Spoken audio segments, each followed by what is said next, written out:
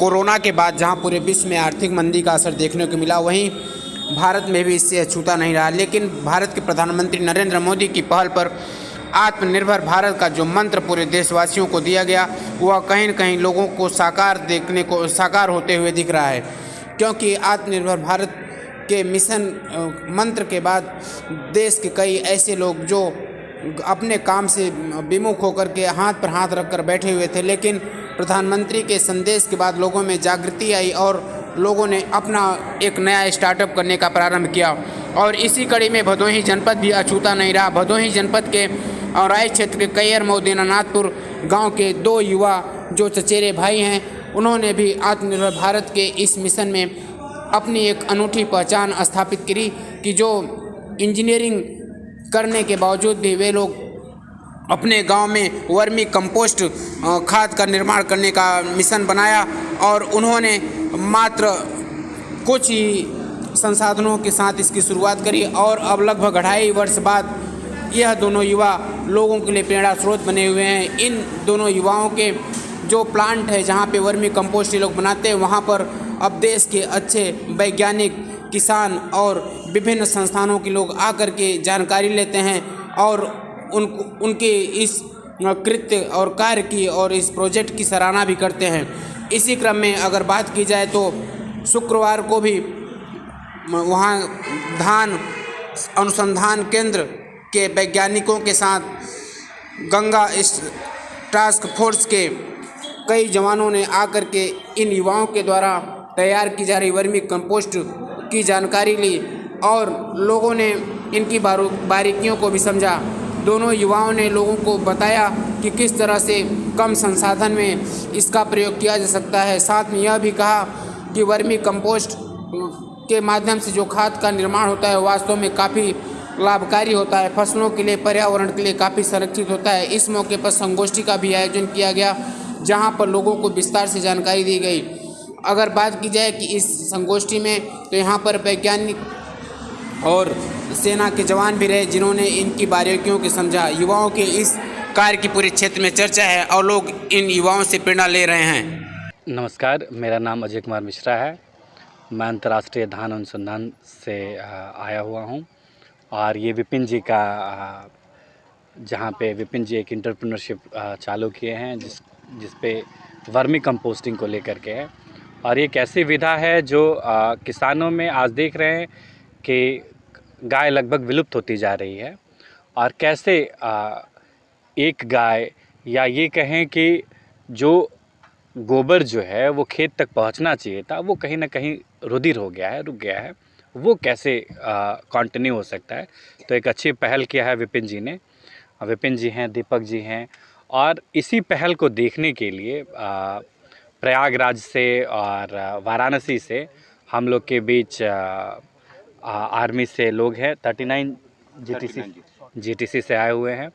और आइडिया ये है कि जितना भी कचरा निकलता है उस कचरे को हम लोग सोना कैसे बना सकते हैं, जो कि हमारे पौधों में और जो नर्सरीज़ हैं, जो पेड़ पौधे हैं, उनमें वो पोषक तत्व के रूप में कैसे इस्तेमाल हों, इसके लिए हम लोग यहाँ पर इकट्ठा हुए हैं।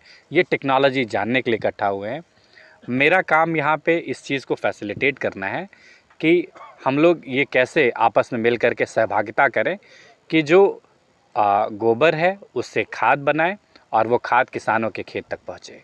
जी देखें, जैविक खेती में पहला जो सबसे बड़ा रुकावट है वो है पैदावार कम होना।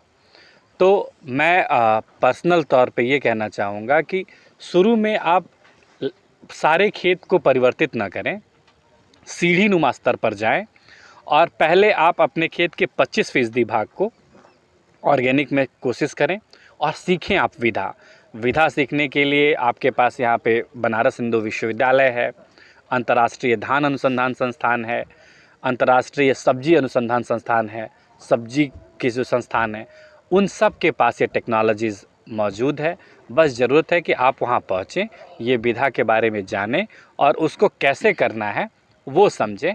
तो 25% भाग से शुरू करें और फिर जब आप समझ जाएं कि ये कैसे काम करता है, तब आप इसे धीरे धीरे अपने खेत में पूर्ण रूप से ला सकते हैं, जिससे एक तो जो केमिकल खाद का जो दुष्प्रभाव है उससे आपको लाभ मिलेगा, और दूसरा जो सबसे महत्वपूर्ण भाग है वो है जो आपके पैसे स्वास्थ्य में जा रहे हैं, जो आपके स्वास्थ्य या आप कहें कि मेडिकल में जो खर्चे हो रहे हैं वो कम हो सकते हैं।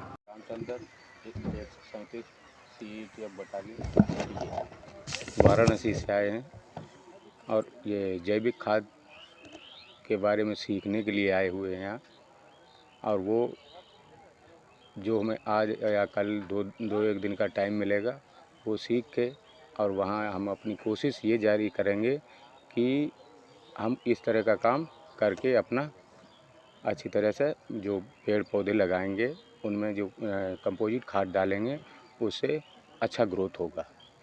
पेशेंस, धैर्य, 2 से ढाई साल पहुंच रहा है, लेकिन शुरुआती की पहले साल में कुछ नहीं था, तो धैर्य बहुत ज़रूरी है, क्योंकि ज़मीनी चीज़ है। अगर धैर्य नहीं है तो आप इस काम में ना कीजिए, या कोई भी काम मत कीजिए। व्यापार जो है धैर्य से जुड़ा हुआ है, और 2 से 5 साल का समय देना पड़ता है उसको।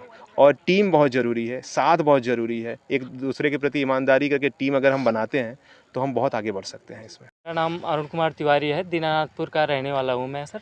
हमारा जो फार्म है वो सर्वोदय पूर्वांचल वर्मी कंपोस्ट दीनानाथपुर कैर मऊ में औराई चौराहे से 3 किलोमीटर महज दूर पे स्थित है।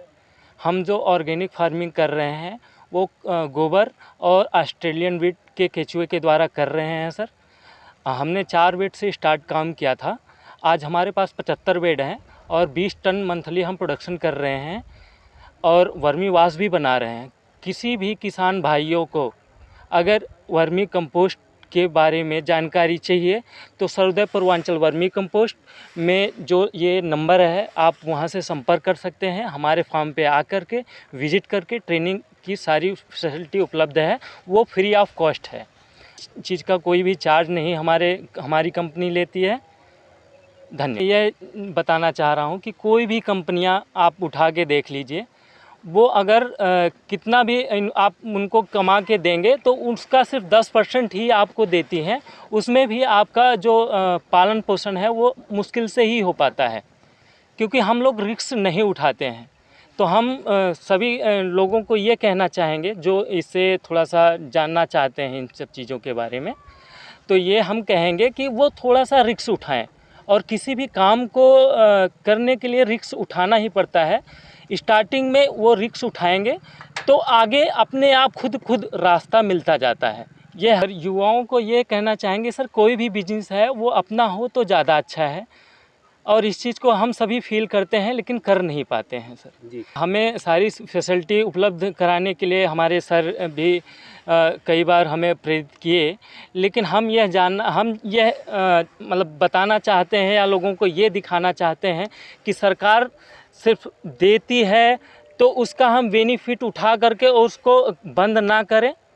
ठीक है सर, वो हम अपने ही छोटे से आय को लगा करके एक काम को स्टार्ट कर सकते हैं। उसमें हमारा एक चीज़ ये होता है कि अगर हम खुद से अपना पैसा लगा रहे हैं तो उसमें हम मेहनत करेंगे। अगर हमें फ्री ऑफ कॉस्ट कहीं सरकार के द्वारा या किसी के द्वारा मिल रहा है तो उसका सिर्फ हम बेनिफिट उठाएंगे, ना कि हम सक्सेस तक पहुँच पाएंगे।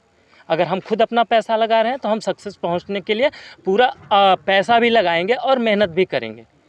तो किसी भी कार्य को स्टार्ट करने के लिए पैसे के साथ साथ मेहनत भी ज़रूरी रहता है, उसको फॉलो अप करना भी बहुत ज़रूरी होता है।